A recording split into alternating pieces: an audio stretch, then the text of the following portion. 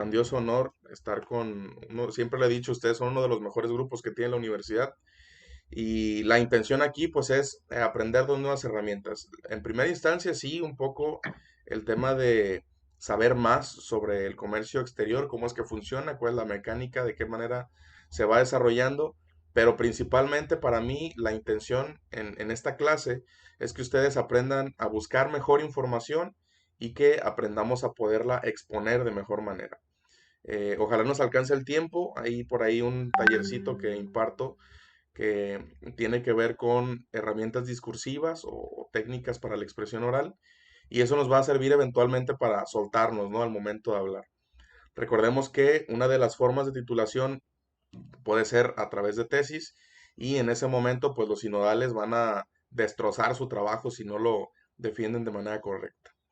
Entonces, estamos trabajando en la Academia de Comercio sobre una especie como de seminario para poder, además de la materia de proyecto integrador, eh, poder de alguna manera otorgarles más tips para que al momento de exponer la tesis, si es que ese fuera su medio de titulación, pues lo hagan de la mejor manera, ¿no? Y obviamente es muy ejecutivo con la intención de que no sea tanta palabrería, más bien son pequeños tips de pues el lenguaje corporal, un poco el control, no estar bailando, tener mucho cuidado con las muletillas, estructurar bien las ideas, etcétera. Es más como de lo que nos puede servir. Entonces, por eso es que en esta materia el diseño que realicé es mucho de investigación, mucho de análisis principalmente. Porque al día de hoy todavía los que estudiamos comercio, pues estamos muy familiarizados con los términos, por ejemplo, libre comercio, barreras arancelarias, con algunos términos técnicos, cuotas compensatorias que nos pueden de repente causar ruido porque no sabemos cómo es que lucen en la vida real, ¿va? Cómo es que se crean o el por qué se crean. A lo mejor ya conocemos un poco de la materia o de la teoría del porqué de las cosas, pero nos hace mucha falta el tema de la práctica. Y lo que pasa es que en Colima no es muy fácil eh, aprender de manera técnica el comercio, pues porque no hay muchas empresas que se dedican a esta parte del área, y por eso es que eso se complica todavía más. Pero ojalá podamos aprovechar la experiencia de quienes han tenido oportunidad de trabajar en materia de comercio, y obviamente pues yo sigo aquí a sus órdenes para si en algún momento tuvieran alguna duda, pues poderles resolver. Entonces, confírmeme por favor si ya pueden ver la proyección. Afirmo. Sí, Ok, muy bien. Entonces, comenzamos. Les decía, esta materia es comercio internacional con Europa y Asia, uno de los bloques, Europa, uno de los bloques económicos más importantes. Y en este momento vamos a hacer una breve retroalimentación de lo que pudimos investigar en la sesión pasada. Eh, la intención de la clase pasada, pues fue que pudiéramos hablar sobre el comercio en Europa, también sobre las relaciones económicas internacionales, la evolución de la economía europea, la integración de los mercados, la internacionalización de las empresas y la magnitud de las relaciones internacionales europeas, ¿sale? Tomando en cuenta que ustedes ya tienen información, espero que no hayan tenido dificultad para poder encontrarla, pues el comercio en Europa es una de las sociedades más antiguas, ¿no? Está conformada por un montón de países que son los que empezaron a escribir la historia en este gigante azul. Por eso la relevancia del mercado en Europa. Además, parte de lo que hoy vamos a retomar como parte de los antecedentes de la construcción del bloque económico, pues debemos saber que Europa tiene uno de los sistemas económicos más importantes del mundo, con un solo tipo de cambio, la unificación del tipo de cambio. Y además aquí quiero hacer un paréntesis porque ¿cómo es que se construye el tipo de cambio? Pues hay diferentes circunstancias, ¿no? Número uno, el Producto Interno Bruto, el PIB, lo que produce cada país, pues es diferente a cada región de Europa. En ese sentido, pues hay oportunidades más para los que están a lo mejor más pegados al sector industrial que para los que están en el sector primario.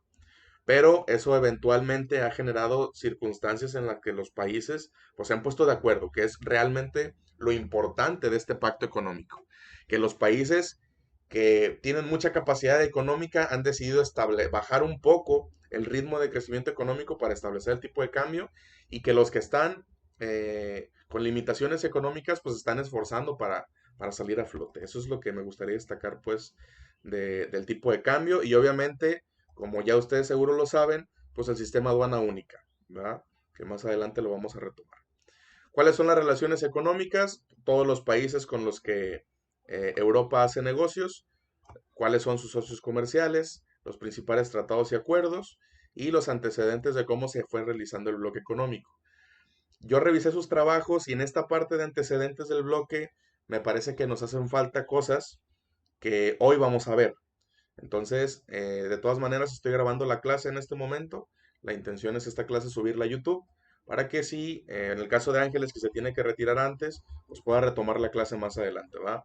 Es importante que todas las actividades que estemos realizando me las estén compartiendo, porque hoy vamos a definir cuál va a ser el método de evaluación y a mí me gustaría que por la circunstancia del confinamiento, pues profundizáramos más en las actividades en clase que en las tareas o un examen. ¿Por qué? Porque el objetivo, la piedra angular de esta materia será la parte de la investigación y la parte de la ponencia. Entonces, si le damos mayor peso a ese, desde luego, ustedes van a construir cuál es el método de evaluación, pero lo importante acá es que destaquemos justo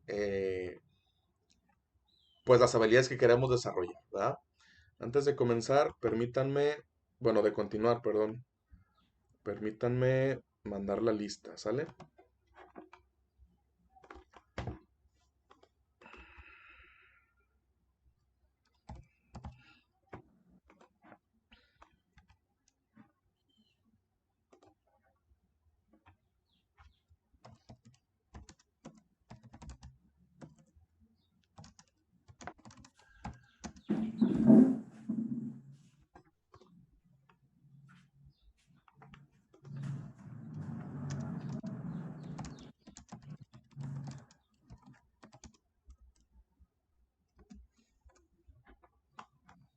Llegas tarde, Irma, tienes retardo. Sí, muy bien. Entonces, este, continuamos. Las relaciones económicas, me parece que hicieron un gran trabajo todos. Tengo una observación nada más. Cuando investigamos información, siempre tenemos que articular con la mayor cantidad que se pueda. En ese sentido, la mayoría, la primera información con la que se toparon, pues fue con la que desarrollaron toda la tarea. No hay intercambio ni de autores, ni de teoría, ni de información, por ejemplo, de YouTube. En YouTube hay muy buenos tutoriales que hablan del crecimiento económico tutoriales no, son documentales, que hablan del crecimiento de la economía, no solamente de Europa, sino de muchos continentes. Y entonces ese cruce sí es bastante bueno. Porque a mí no me interesa que ustedes repliquen algo que está en internet. Me interesa que aprendan a analizar la información, que tengan un criterio propio, ¿sale? Eso es básicamente lo que se defiende en las ideas al momento de exponer. No solamente expongo la información que encontré, es como si leyera. Aquí lo que hay que ver es aprender a leer la información, analizar cómo es que funciona, estructurarla y después exponerla de la mejor manera. Que desde luego la idea es ir afinando, ¿no? En esta materia. También hablar un poco de la evolución económica de Europa, eh, que es mucho en lo que nos vamos a profundizar hoy, cómo es que nace a través de las guerras, cómo es que se va creando este sistema. Y bueno, para no hacer más preámbulo, esto así lo vamos a dejar. La integración de los mercados, que justo también nace de la crisis, que eso es algo muy importante, ¿no? La mayoría de las naciones que hoy son potencia, pues empezaron a construir o a hacer una reingeniería. Un poco les tocó desaprender lo que sabían de la estructura económica para volver a tejer una estructura nueva. Entonces, en el caso de Europa, hay un héroe que vamos a ver un poquito más adelante, un héroe que empieza a aportar poder adquisitivo, que empieza a invertir en los mercados y eso es lo que genera, pues propiamente que el mercado empiece a crecer. En ese sentido, pues tendríamos que debatir sobre libre comercio, porque pues ahí no estamos hablando de libre comercio, ¿va? Igual lo repetimos más adelante. ¿Cómo es que se comportan las empresas en la globalización? Es parte también de la evolución de cada empresa, de cada nación, de cada crecimiento económico, cuáles son las decisiones cruciales, en qué momento se toman y generalmente cuáles son las cosas que funcionan, porque en Europa no se encontró el hilo negro. En Europa lo que pasó fue que se pusieron de acuerdo. Hubo puntos en común de vista, cosas que no han pasado en otros lados. Por ejemplo, si habláramos del bloque más importante que tiene el mundo, ¿ustedes saben cuál es? El bloque importante, el bloque económico más importante del mundo, ¿cuál es? El de la Unión Europea, ¿no? No, el más ¿No? importante es Estados Unidos, México y Canadá. Ah, claro. Nosotros pertenecemos al bloque económico más importante del mundo. ¿Y por qué? Pues porque Estados Unidos es primera potencia, porque Canadá está en el ranking de los primeros 5 países y porque México está en el ranking de los primeros 15. Entonces, por eso es que somos el bloque económico más importante. Pero sería imposible unificar un tipo de cambio entre México, Estados Unidos y Canadá, porque Estados Unidos tendría que desacelerar su crecimiento económico y México tenía que empujar un poquito más. Y digo, si en algo tan sencillo como acordar el punto, el precio del petróleo en el mercado, no se ha podido, pues ahora muchísimo menos el tipo de cambio, muchísimo menos, por ejemplo, la educación, el sistema de salud. Que sabemos que, por ejemplo, en Estados Unidos, en Canadá, la salud pública no existe. Todos están obligados a tener un seguro privado de salud. Los empresarios están obligados a cubrir con el seguro a sus trabajadores. En el caso de los que son migrantes irregulares o que de alguna manera son ilegales, pues a ellos no se les puede otorgar ni como patrón ni como residente, ¿va? Podrían tener un seguro porque no son parte del sistema, no están reconocidos en la nación de manera correcta. Lo mismo pasa con la educación. Hay educación pública, sí, pero la mayoría de la educación es privada en Estados Unidos. El servicio de recolección de basura se paga. Y bueno, en México también, pero en México lo hacemos en manera de impuestos y en Estados Unidos está privatizado, ¿sale? Entonces, son algunas de las cuestiones muy básicas. Digo, podríamos pasarnos toda la semana hablando de las diferencias económicas entre estas dos naciones, pero lo que trato pues aquí de poner en la mesa es el hecho de que imagínense lograr lo que hizo Europa, pero con Estados Unidos, México y Canadá. Sería sumamente complicado, ¿no? Sería difícil. Entonces, bueno, vamos a profundizar un poquito en esta parte de la empresa y los momentos de la globalización, porque de eso se trata el asunto, ¿no? Eh, También vamos a hablar de las relaciones diplomáticas. En ese sentido, lo que más nos interesa, lo que más nos compete, es analizar la forma en la que sus cónsules, su organización diplomática se ha construido a través de no solamente las relaciones de negocios, sino también las propias que les toca inspeccionar a la política exterior. ¿Cuál es, por ejemplo, la política exterior? Bueno, que el país te requiera una visa para poder entrar, es decir, un permiso extra al pasaporte. No sé si han tenido la oportunidad de visitar Europa, yo tampoco, pero ahí puedes andar en todos los países con tan solo el pasaporte, con que te identifiques es más que suficiente. Y además tienen el sistema de aduana única. ¿Cuál es el sistema de aduana modelo? ¿Se acuerdan? Perdón, el sistema de aduana única. Bueno, yo me acuerdo que es que cuando un producto ingresa ya a la Unión Europea, sea del país que sea, ya no paga impuestos, pues, si se mueve de un país a otro dentro de la Unión Europea. Así es. Por ejemplo, en México, si alguna mercancía va a pasar de Veracruz solamente a Manzanillo, es decir, viene por tránsito, pues tendría que pagar a la entrada. Obviamente el arancel de tránsito, sabemos, en México es menor que el despacho, perdón, que la importación definitiva o que cualquier otro régimen aduanero, pero estamos hablando de que hay un doble cobro, ¿no? Al ingreso, al tránsito y a la exportación. Y en la Unión Europea no. En la Unión Europea, mientras pagues impuestos por una sola aduana, te puedes estar moviendo por el resto de la Unión sin que haya ningún problema. Entonces, imagínense la cantidad de impuestos que se dejan de cobrar por el concepto de cruces, no solamente de mercancías, sino también de pasajeros internacionales y desde luego por cualquiera de los métodos de importación y de exportación. Entonces, eso es parte de lo que se acuerda en la diplomacia, ¿sale? No solamente, les decía, la mercancía, sino también propiamente los pasajeros internacionales, que no estén obligados a pagar por el cruce en cada frontera. Desde luego hay particularidades que vamos a retomar más adelante, cuando nos metamos de lleno ya en los tratados de libre comercio de Europa y Asia, pero en este punto lo que nos interesa más es la reflexión de cómo es que la diplomacia funciona en Europa, porque como eslabón, esta diplomacia lo que garantiza, pues es justo el funcionamiento de la estructura. Y bien, vamos a retomar entonces el tema de la economía en Europa. Para empezar, me gustaría que preguntarles, ¿tienen alguna duda? No, por el momento no. Hasta aquí, ¿todo bien? Entonces continuamos. Ujú. Ok, la economía en Europa. Para hablar de la economía en Europa, pues debemos recordar cuáles han sido los más grandes conflictos o las más grandes crisis que se han llevado a cabo en esta nación.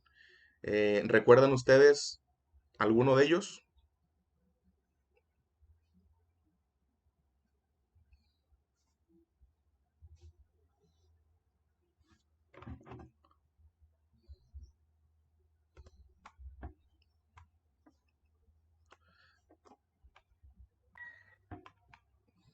¿Cuál era la pregunta? Que si recuerdan alguno de los conflictos bélicos que se han tenido en Europa, En Europa. Pues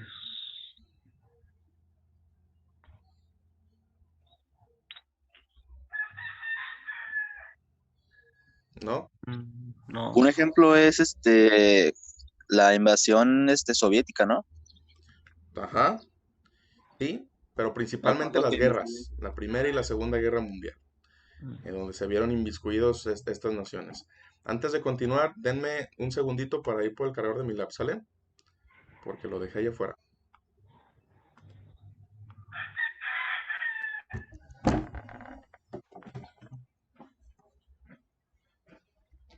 Amigo, buenos días. Dígame. Sí, sí, sí. Pues estamos en la misma, viejo. Yo sigo esperando. Realmente la situación no es buena. Pues el consuelo que me queda es que cuando se active, pues va a ser retroactivo y va a ser un buen chingazo.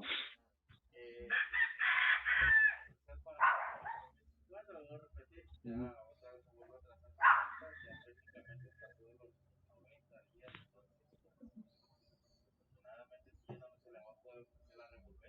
ujú, claro.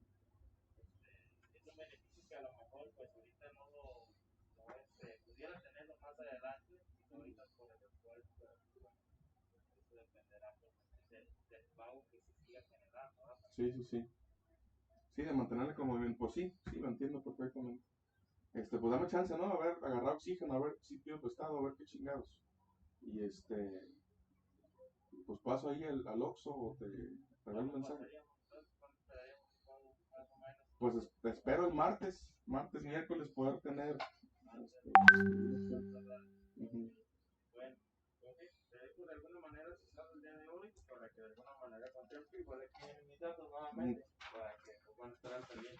Órale, gracias.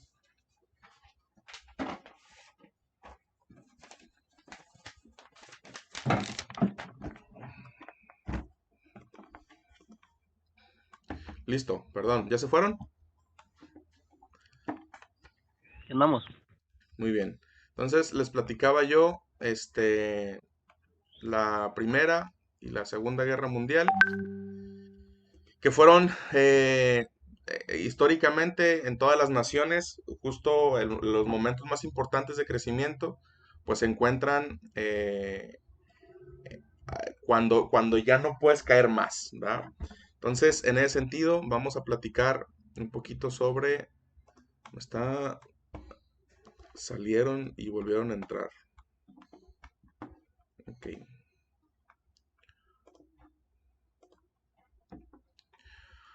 Entonces, bueno, continuando con este asunto de la Primera y la Segunda Guerra Mundial, Ya aquí va volví. en... ¿Sí? Se nos fue el internet, profe. Ah, muy bien. Milla Está bien. Rosa. De todas maneras, les digo, estoy grabando la clase con la intención de que, este, pues cualquier cosa que necesiten retomar, pues puedan consultar el video. A ver, ahí va la primera actividad de investigación el día de hoy. Vamos a hacer un corte cada 30, 40 minutos para poder hacer la investigación que dejamos aquí y regresamos y discutimos. Entonces, en ese sentido, la primera parte de esta investigación, primera actividad es qué es la economía socialista planificada, cómo funciona y cuáles son sus características. Además de quiénes conformaron la Europa Oriental. ¿Sale? Y la otra, que también es para... vamos a hacer, si les parece, con la intención de que no investiguemos todos todo. Somos 2, 4, 5. ¿Les parece si Rosa, Amairani y Ángeles investigan esa primera? Que es qué es la economía socialista planificada, cómo funciona y sus características, además de quiénes conformaron la Europa Oriental. Y en el caso del licenciado Luis Juan y del licenciado Marco, vamos a investigar qué es la economía capitalista, quiénes conformaron la Europa Occidental, cómo funciona la economía capitalista y cuáles son sus características. ¿Sale? Entonces, eso nada más capturen la pantalla o anótenlo por ahí. Vamos a continuar y en el momento en que hagamos corte, regresamos a la investigación. Este, pues hacemos lo propio. Es importante que le tomen fotos a la libreta o si lo están haciendo en la computadora, que me lo manden por Word y lo suban al grupo o me lo manden por privado, porque eso es parte de las evidencias que debo presentar a la escuela como que sí estamos tomando la clase. ¿Sale? Ok. Entonces, regresando, empecemos primero lo primero. Hay que ver qué fue lo que pasó en el siglo XIX. ¿Sale? En el antiguo régimen de lo que llamamos el desarrollo económico de Europa. En ese momento, bueno, ya que retomemos cuáles fueron los que conformaron la Europa occidental y la Europa oriental, pues vamos a ver cuáles fueron los estilos de gobernanza. Esto lo vamos a retomar más adelante porque es parte de la investigación. Pero debemos entender el fenómeno de las guerras. ¿Qué es lo que pasa durante la guerra? Pues hay venta de armas, por lo tanto el acero sube porque hay mayor demanda, ¿sale? Todos los que se dedican al sector minero, al sector acerero, pues lo que van a hacer es eventualmente enriquecerse, ¿no? Tener mayor poder adquisitivo, pues porque están vendiendo muy bien, ¿sale? El sector primario generalmente muere y en el sector primario es donde están ubicados la mayor cantidad de empleos que podemos ver en las economías. En el sector primario, desgraciadamente, encontramos a muchas de las personas más pobres de una economía. Entonces, ¿qué es lo que pasa? Los que ya eran ricos se terminan haciendo más ricos y los pobres se hacen más pobres. No tienen ni para comer. Por lo tanto, la brecha entre la sociedad del sector primario y del sector industrializado, por decirlo de alguna manera, pues se encuentran en momentos diferentes, porque la gran mayoría empobrece y solamente las minorías terminan triunfando, ¿verdad? En ese momento, estamos hablando antes de la Primera Guerra Mundial, el librecambismo predominaba, ¿sale? Durante los años previos a este fenómeno de guerra. Había mucho desarrollo capitalista, es decir, ya en muchos de los países que hoy son europeos, en ese momento no existía la Unión, en ese momento había muchos países que se estaban destacando porque estaban haciendo las cosas bien. Los europeos nacen también en buena parte no solamente del sector industrial, de la revolución que tienen en materia de la era industrial, sino también del comercio, por el intercambio de las mercancías. Y se dan cuenta que por estar muy pegados en sus países, pues es fácil transportar mercancías.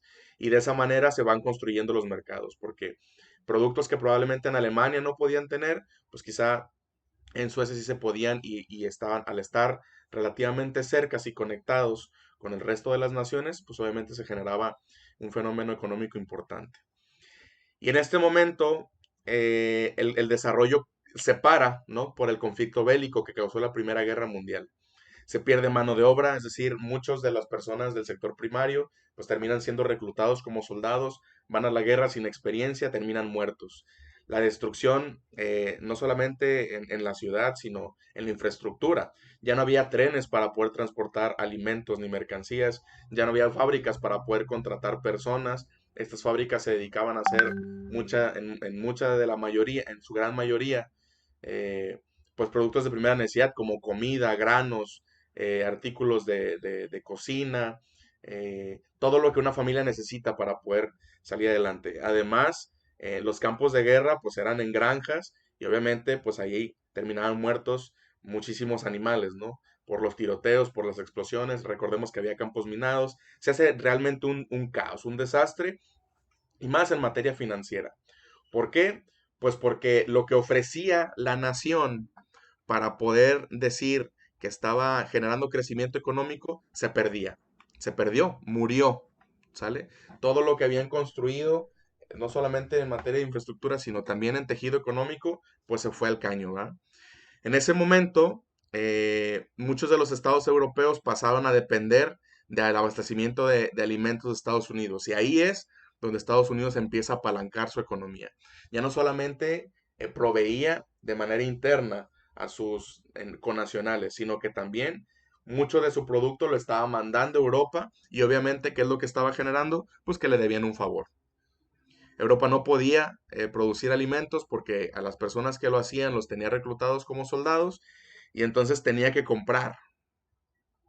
Por lo cual ya Europa no solamente tenía que gastar dinero en el sector de armas, sino que también en el sector de insumos. Desde luego la hambruna, les digo, los pobres más pobres, pues fueron eventualmente complicando más las cosas. Además de esto, pues Europa deja de ser una potencia mundial. Quiere decir que el prestigio que tenía con sus contactos a nivel internacional, pues se va perdiendo, ¿sale? ¿Qué fue lo que pasa después? Entre 1918 y 1939 la economía europea estuvo hipotecada de alguna manera y controlada por muchos países, principalmente Estados Unidos. ¿Sale? Desde ahí Estados Unidos detectó el área de oportunidad. Dice, bueno, si ya soy dueño de un país, ¿por qué no puedo ser dueño de demás? Ya ven que a Estados Unidos le encanta andar conquistando países como, este, pues tiene injerencia en Oriente Medio, también en Cuba, en Puerto Rico, pues básicamente dependen de ellos. Entonces, así es como lo empiezan a estructurar, ¿no? Estados Unidos como una primer potencia. Hay algunas teorías que he leído, se las comparto. Eh, en ese momento, digo, ya también en Asia perfilaban primeras potencias. Cuando Hiroshima y Nagasaki, que digo, fue después, de hecho fue en la segunda, más bien, pues los países asiáticos ya eran potencia. Pero lo que causó Estados Unidos fue, pues, destruir los países. De alguna manera, pues, no sé si trataban de rescatar el control, pero es un caso que se repite de esta historia que estamos contando ahorita en la Primera Guerra Mundial.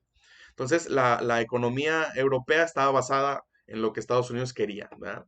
Durante los años 20, pues lo que comienza a pasar, pues es primero que se recuperan algunos de los factores económicos, pero tenemos economía y política muy inestable, ¿sale? Por ahí de los años previos a los años 20, en 1913, pues la economía estaba fracturada, ¿no? Estaba hipotecada, que es cuando entre el 1913 y el 1939, pues Europa está completamente en desarrollo de alguna manera, hay mucha pobreza, hay mucho desempleo, y eso pues obviamente complica más las cosas. La tasa de una de las más altas, que fue en 1921 de desocupación, altísima, por lo tanto la gente no tenía dinero ni para comer, entonces muchísimo menos para preocuparse por rentar una casa, comprar un coche o cualquier cosa de lo que podemos hoy pensar que está pasando en países como Europa.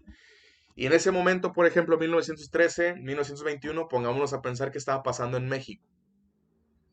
Realmente estamos años luz, ¿no? digamos, del crecimiento social, del crecimiento económico.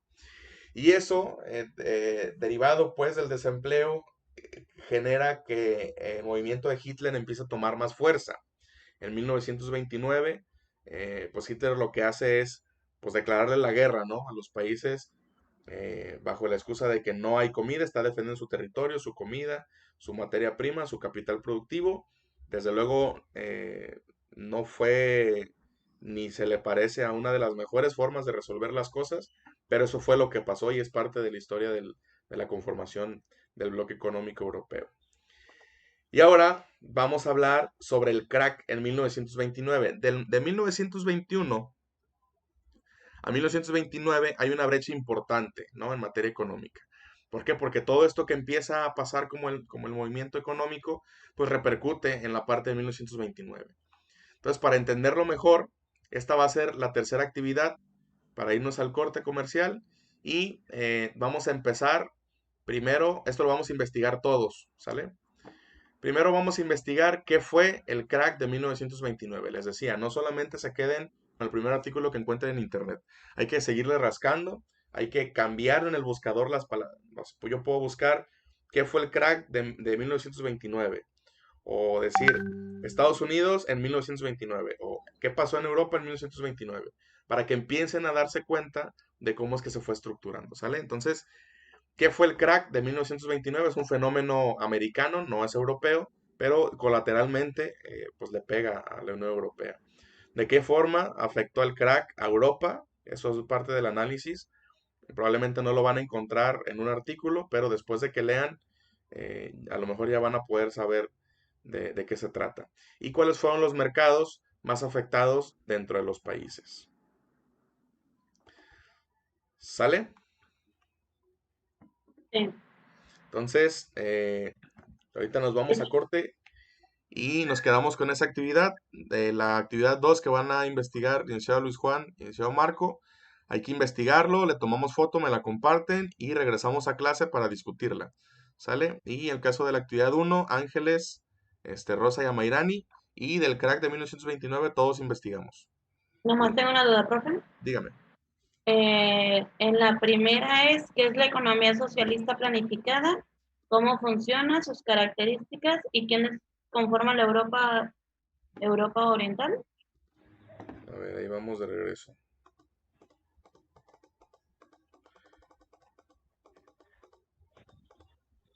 Ahí está. Sí, quienes conforman la Europa Oriental, es lo que le toca a usted. Y al licenciado Marco y al licenciado Luis Juan, la Europa Occidental. Ok. Ok. ¿Sale? Ujú. ¿Cuánto Entonces, vamos a tener para hacer la investigación? ¿mande? ¿Cuánto tiempo vamos a tener para hacer la investigación? Yo creo que media hora será suficiente, pero igual ahí nos estamos reportando.